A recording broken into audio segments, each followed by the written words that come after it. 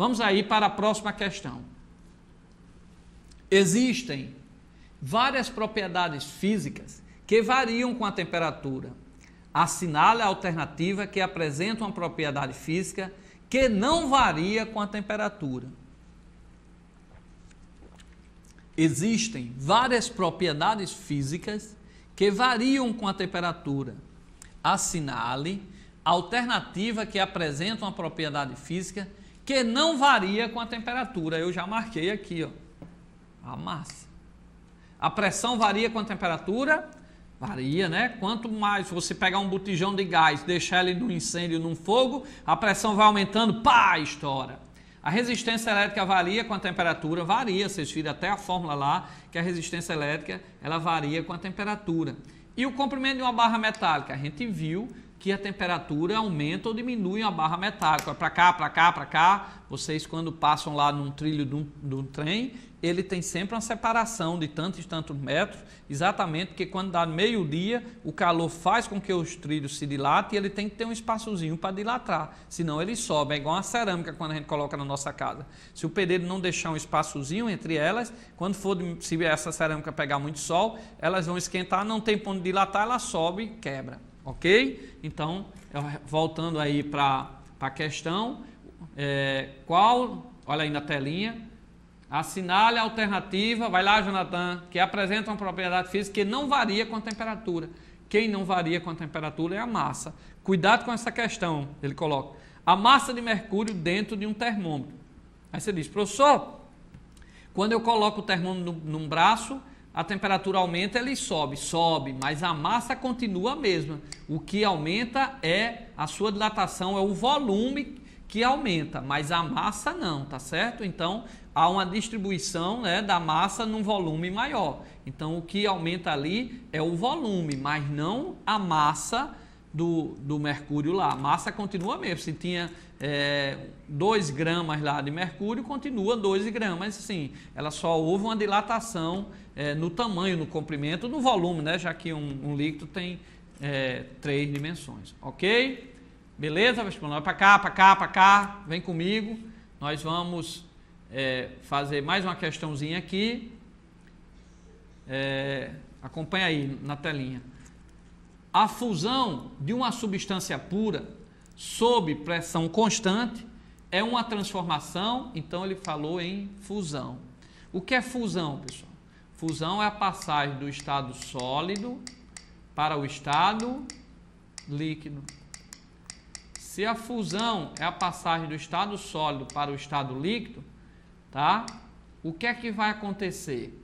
Primeiro, para o gelo passar para o estado líquido, eu tenho que fornecer calor a ele. Então, ele tem que absorver calor. Se absorve, é endo, tá? Mas lembre-se que durante a mudança de estado físico, a temperatura permanece constante.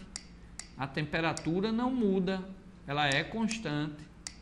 Então, se a temperatura é constante, significa que durante a fusão, eu tenho uma endotérmica, eu tenho uma transformação endotérmica e uma transformação isotérmica, iso de igual temperatura, que durante a mudança de estado físico a temperatura é constante.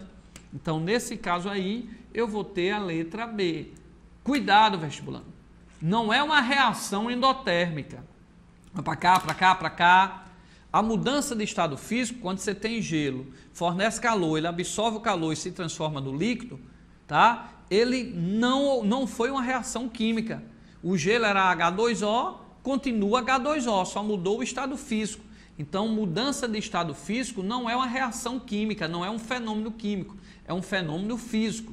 Mas o fenômeno físico, ele pode ser chamado um fenômeno endotérmico, que absorveu calor, tá certo? Mas não é uma reação endotérmica, porque não gerou nova substância. Eu tenho água e continua água, tá certo? É como a evaporação da gasolina. Eu tenho gasolina, continua a gasolina, só mudou o estado físico. Uma reação química é quando ocorrem modificações, né, na molécula, por exemplo. Você tem o ferro, ele enferruja, forma o óxido de ferro, então aí gerou uma nova substância. Aí você tem uma reação química, ok? Então, voltando aí, A fusão de uma substância pura sob pressão constante, a fusão é mudança de estado físico. Então, para ocorrer a fusão, ele é um processo endotérmico. O gelo tem que absorver calor, então é endotérmico.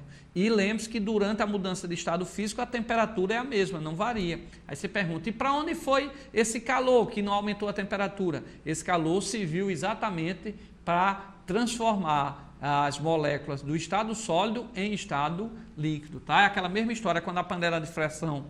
Porque a panela de pressão o alimento cozinha mais rápido. Porque se não tiver a panela de pressão, você aquece a 100 graus Celsius.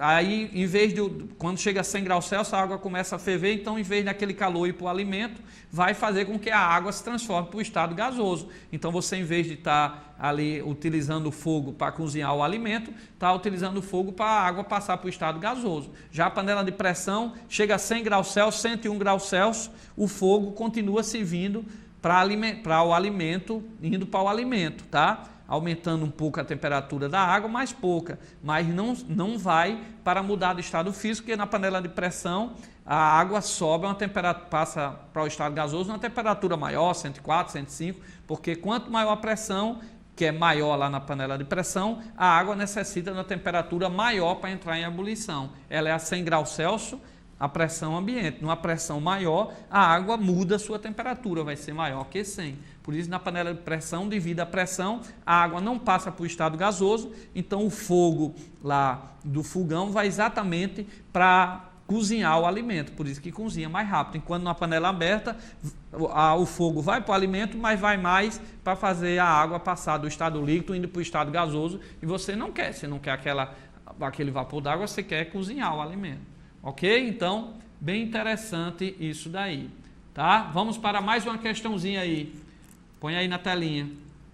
A formação de gelo no inverno constitui um fator que... A formação de gelo no inverno constitui um fator que... Então, essa aí, vestibulando, vai para cá. É a nossa última questãozinha, tá certo? Nós vamos ter aula da professora Daniela, de português. Professora Daniela Barros, tudo ok aí, Jonathan? Professora Daniela Barros sempre dava as aulas aqui de 8 horas. Aí, nessa fase final do vestibular, pegou muito aulão, saiu agora às 10 horas, 10 e pouco lá da aula, e a gente segurou aqui para que ela dê, né, essa grande revisão aqui, essa aula para vocês aqui de português. Então, se esforça mais um pouquinho aí, a etapa final, tá? Vamos ver as questões aqui de português logo em seguida. Então, nossa última questão, olha aí na telinha. A formação de gelo no inverno constitui um fator que, aí eu botei letra A, dificulta a continuação da queda da temperatura. É verdade? Vai para cá, para cá, para cá. A formação de gelo dificulta a continuação da queda da temperatura, ou quando eu formo o gelo até favorece, né? Fica melhor, tá? Quando o gelo é formado lá no inverno, vai contribuir para a temperatura baixar mais, ou como eu coloquei na letra A, eu disse que dificulta mais. Dificulta. Por que dificulta mais a queda da temperatura? Porque, pessoal, o que é que acontece? Nós está lá a temperatura baixando, 2 graus Celsius, estado líquido, 1 grau Celsius, estado líquido. Aí começa a baixar para 0, estado líquido, aí tem a 0 grau, tem o estado líquido e o estado sólido, né? Aí continua aquele calor ali sendo cedido pelo ar, por tudo, continua baixando, aquele calor indo embora, e aí, em vez de baixar mais a temperatura, né, aquele calor que está sendo cedido por não ter sol, que está indo embora lá do sistema, em vez de baixar mais a temperatura, esse calor vai servir para transformar a água de estado líquido para estado sólido. Então, quando vem baixando a 2 graus Celsius, está lá a água no estado líquido. 1 grau Celsius, a Terra perdendo calor, tá? 1 grau sem receber o sol no inverno, 1 grau Celsius vai perdendo calor, vai baixando. Quando chega a 0 grau Celsius, está lá a água no estado líquido, né? A Terra vai perdendo calor, aí começa a formar o gelo. Então, a 0 graus Celsius tinha só água. Depois a Terra não recebeu o sol no inverno, continua, né,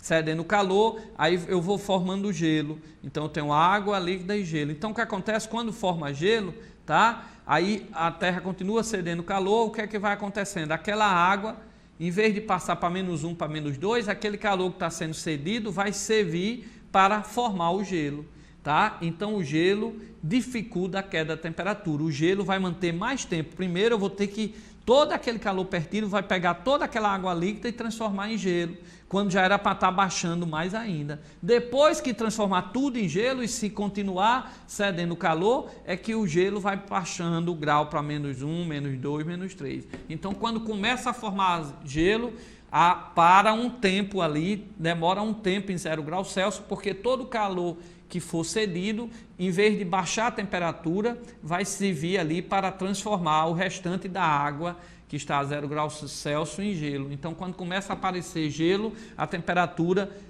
a queda da temperatura diminui mais. Aí sim, depois que forma tudo que está em gelo, se continuar cedendo calor, aí é que vai baixando a temperatura para -1, -2. Então, quando chega ali em 0, demora mais um pouco, quando começa a aparecer gelo, baixar essa temperatura. Então, o gelo faz com que a queda de temperatura dificulte mais a cair, ok? Então, voltando aí para a questão, a formação de gelo no inverno constitui um fator que dificulta a continuação da queda da temperatura. Cuidado, tá? Começou a aparecer gelo, o ambiente vai parar ali em 0 grau um bom tempo, tá? E antes ele já vinha decrescendo, beleza? Então a formação de gelo dificulta a continuação da queda de temperatura, ok, vestibulando? Vai para cá, para cá, para cá. Vamos lá, Jonathan.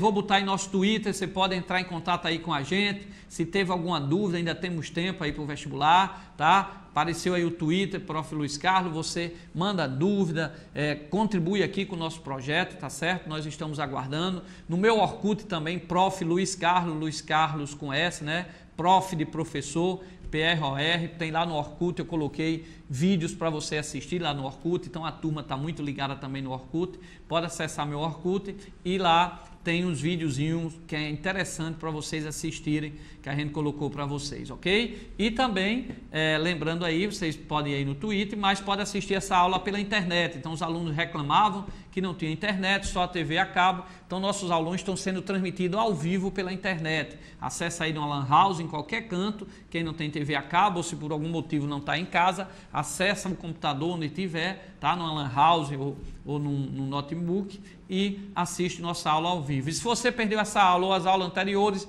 vai aparecer aí o nosso blog. Existe mais de 400 videoaulas onde você pode assistir, rever, ir para uma Lan House, acessar nosso blog, vai aparecer aí o nosso blog. Anota esse blog aí, quem está assistindo aí, se tem um filho que está no 9º ano, vai começar o ensino médio, já coloca ele aí para assistir no veraneio, tá? Para também cobrar lá, são mais de 400 videoaulas com a didática que a gente tentou ajudar aí o aluno. Então vocês anotem esse blog, é importante, alguém que vai ter um sobrinho, um vizinho vai fazer o vestibular, passa para ele, ou alguém que vai já entrar no ensino médio, né, para assistir aí nas férias também, né, vai começar a férias aí do pessoal do ensino médio, nossas aulas, ok?